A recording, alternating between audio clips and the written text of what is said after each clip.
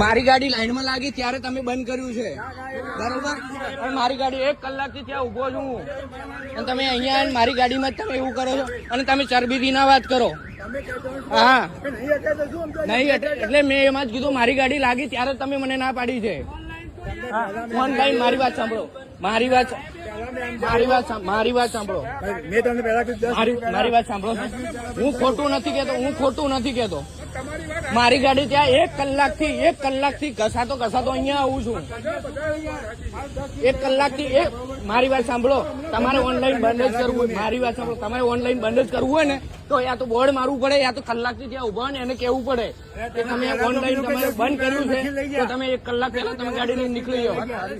તમે મારી ગાડી લાગે એટલે તમે એમ કહો છો કે ઓનલાઈન નથી.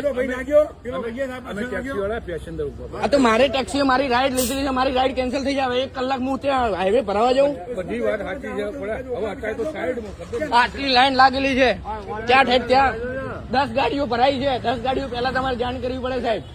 હું તમને સાહેબ કરું છું, તમે મને ઇજ્જતથી વાત નથી કરતા. મેનેજર હોય ને તો મેનેજર તમે પંપના છો સાહેબ. અરે ભાઈ, મશીન લઈ ગયા કોઈ બી મારે ટ્રાન્સફર કરાવીને કરી આપવું પડે. હું તમારો કસ્ટમર છું.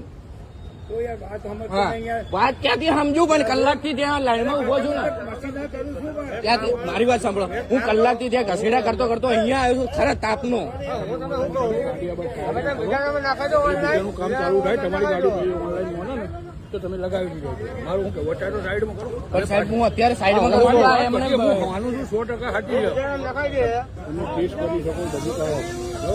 એ વાત સાચી છે. હું બ્લોગર છું.